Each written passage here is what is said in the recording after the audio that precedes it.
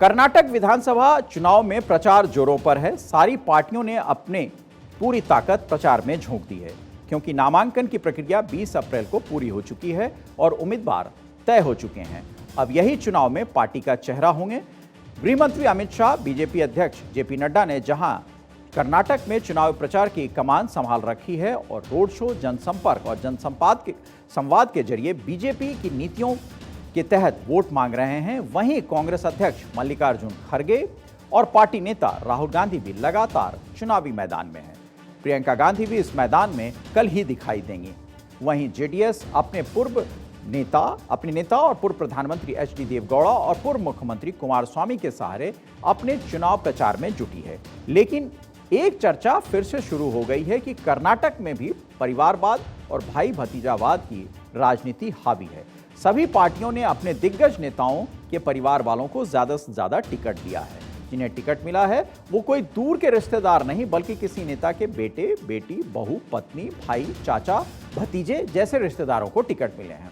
तो आज हम कर्नाटक में परिवारवाद की राजनीति की चर्चा करेंगे कि कोई राजनीतिक दल इससे अछूता नहीं है और राजनीति में कैसे परिवारवाद हावी होता है, इसका जीता जागता उदाहरण ये चुनाव भी है।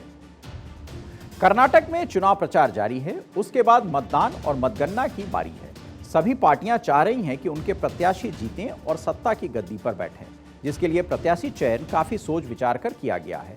लेकिन उसके बावजूद परिवारवाद की झलक यहां भी देखने को मिलती रही है। सबसे पहले बात करते हैं विपक्षी कांग्रेस की, यानी कांग्रेस जो परिवारवाद के बारे में हमेशा राजनीतिक टिप्पणियों का शिकार रहती है, वो यहां भी अपने आप को उससे अलग नहीं कर पाई। वो बताते हैं कैसे।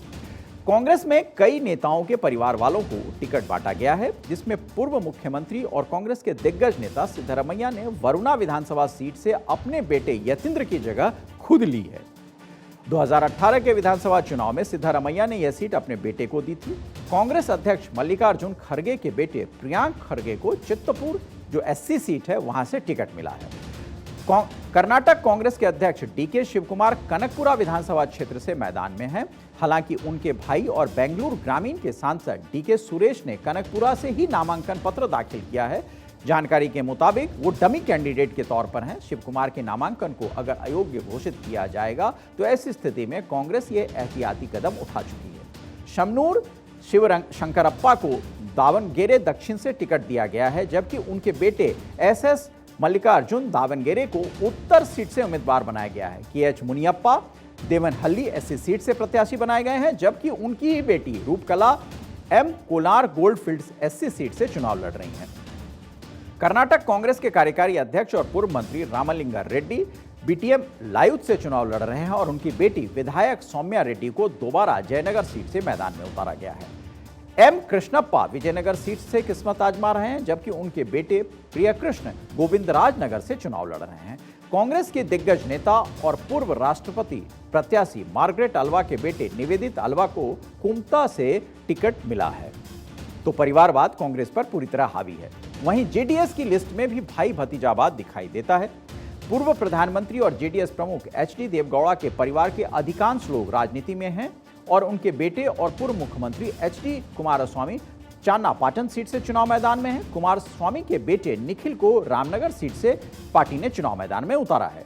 देवगौड़ा के दूसरे बेटे और कुमारस्वामी के बड़े भाई एचडी रेवन्ना होलेन्स सिरपुरा सीट से चुनाव लड़ रहे हैं। रेवन्ना फिलहाल होलेनर सिरपुरा सीट से ही विधायक हैं। जीटी देवगौड़ा चामुंडेश्वरी सीट से पार्टी के उम्मीदवार बनाए गए हैं, जबकि उनके बेटे हरीश देवगौड़ा हुंसूर से चुनाव लड़ रहे हैं। लेकिन बात यही नहीं रुकती। भाई भतीजावाद से बीजेपी भी कर्नाटक में अछूती नहीं रही है। पूर्व मुख्यमंत्री बीएस येदियुरप्पा चुनाव नहीं लड़ रहे हैं, लेकिन उनके बेटे बीवाई विजेंद्र उनकी जगह शिकारीपुरा से चुनाव मैदान में हैं। मुंबई सरकार में मंत्री शशिकला जोले निप्पानी सीट से उम्मीदवार हैं और उनके पति अन्ना साहेब जोले चिक्कोड़ी से सांसद हैं।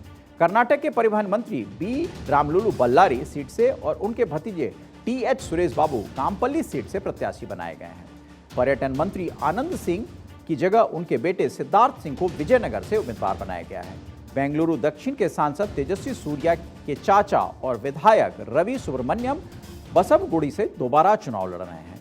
कोप्पल से बीजेपी सांसद कराड़ी संगन्ना की बहू मंजुला अमरेश को टिकट दिया गया है। यानी कर्नाटक में भाई भतीजावाद हर पार्टी में है और हर पार्टी ज्यादा से ज्यादा सीटें जीतना चाहती है।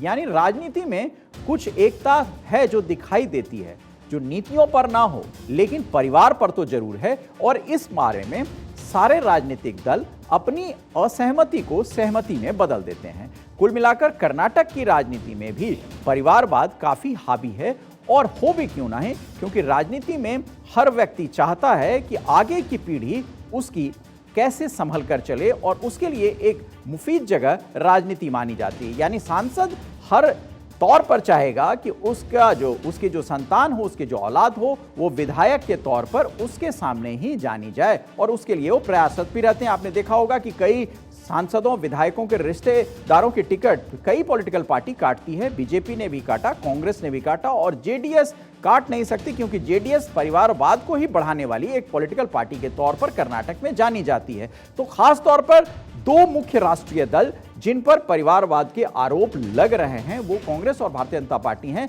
लेकिन इसके अलावा कांग्रेस और भारतीय जनता पार्टी में ज्यादातर टिकटें उन लोगों को भी दी गई है जो कार्यकर्ता रहे हैं, जो मौजूदा सीट से विधायक हैं, या जिन्होंने बहुत कम मार्जिन से अपनी सीटें गंवाई थी।